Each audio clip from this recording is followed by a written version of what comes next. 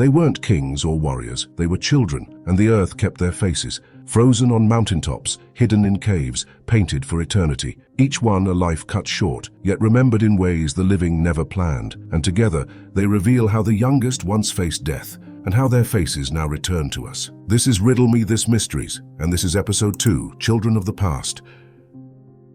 At over 6,000 meters above sea level, the summit of Mount Ampato was no place for the living. And yet here, 5 centuries ago, a child was left behind, wrapped in fine textiles, seated among offerings, preserved by the cold. In 1995, climbers uncovered her, a girl of about 13 to 15 years old, weighing barely 35 kilos, her body frozen with hair, skin, and clothing intact. She had been chosen for the Inca ritual of Capacocha, a sacrifice meant to honor the mountain gods. Coca leaves and chicha beer in her last days dulled her senses. A single crushing blow to the skull ended her life. Did she understand her fate, or did she believe she was chosen for glory? She was not left alone. Around her, figurines of gold and silver, a red feathered crown, offerings of food and textiles, gifts meant to accompany her into the afterlife. To the Inca, she was not a victim, but an honored messenger. Centuries later, science restored the face her people once knew. In 2023, a team rebuilt her likeness from CT scans and DNA, sculpting muscle and skin over her skull. The result? High cheekbones, dark eyes, bronzed skin, not a distant relic, but the portrait of a living child. A face meant for the gods, now seen by us. She sat on the mountain as an offering to the gods. Today she looks back at us as a girl whose life ended too soon. From the frozen Andes, we travel east, to Greece, where another young face survived not in ice, but in the stone and soil of a cave. Deep in this cave lay a girl who saw the world change. 9,000 years ago, she lived at the turning point between the last hunters and the first farmers.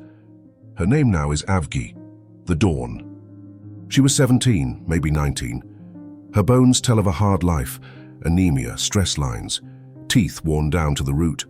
Survival left its marks, carving struggle into every joint and limb. Was she one of the first to taste grain, or among the last to hunt the forests outside? We cannot know, but her body carried the tension of a world in transition. Her skull was too fragile to touch. Scientists scanned it, printed a replica, and rebuilt her face muscle by muscle. When she was revealed in Athens in 2018, the crowd gasped. Heavy brow, strong jaw, dimpled chin, a face both strange and familiar, a reminder of how much humanity has softened since. They called her the Dawn for a reason. She belongs to a time when old ways were fading and new ways had just begun. But in Norway, another teenager's story was not of dawn, but of silence, a life ending alone in the dark. On this windswept shore, a boy once lived, fishing, foraging, surviving between sea and forest. He died young, perhaps 8,300 years ago. His name is lost, but he is remembered as the Viste Boy. He was unusually small, barely 1.25 meters in height.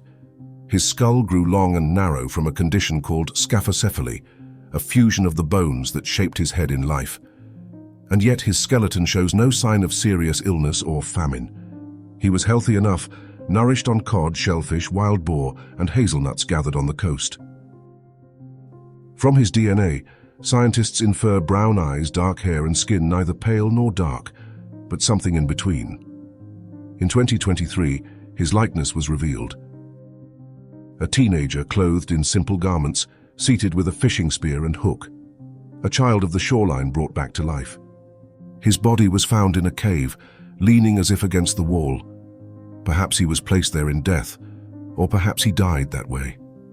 Around him were traces of daily life, tools, food remains, but no grand offerings, no sign of ritual. Was he cherished and cared for, or left behind in silence? The cave gives no answer. His death passed without ceremony. Yet elsewhere, a girl's burial was marked with splendor, her body laid on a bed, a golden cross upon her chest. She was remembered in brilliance, her death bound to faith and power. In Trumpington Meadows near Cambridge, archaeologists uncovered her grave, A teenager, just 16, buried on a bed of wood and iron, a cross of gold upon her chest. The cross was no ordinary ornament. Crafted of gold and garnet, it was sewn to her clothing as a symbol of faith.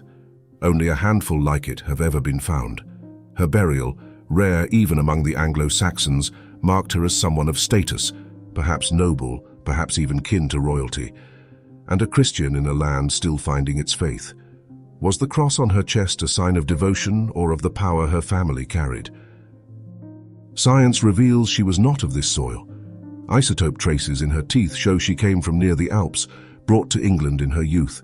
Her diet shifted, her life reshaped by new lands, new people, and perhaps new beliefs. Was she sent across the sea for marriage, for faith, or for politics? Her silence gives no answer. In 2023, her likeness was restored. A girl of delicate features, her youth frozen in time. The reveal was striking, the face of a child made elite not by years, but by faith and circumstance. In death, she carried no ordinary adornment, but a cross of gold resting where her faith once lived. Yet elsewhere in Egypt, another child's face would test a different truth, whether painted portraits could truly capture the living soul. In Greco-Roman Egypt, death was not the end of a face. The people of the Fayum painted portraits, images of the dead that stared out from their wrappings, more lifelike than masks or statues. But were they true likenesses, or only idealized visions? One child offered the chance to know. A girl, no more than 3 or 4 years old, embalmed and wrapped, a painted portrait placed above her face. For centuries she was silent. Then science reopened her story, scanning her skull and lungs, rebuilding her face from within. The scans revealed more than her bones. They showed traces of infection in her chest, a pulmonary illness, likely pneumonia, that ended her life too soon. And when her face was digitally restored, the likeness was uncanny. The same cheeks, the same lips, the same dark eyes, as if the painted portrait had carried her across centuries. Did her family see in this painting their daughter or the child they wished she would become? Here art and science meet.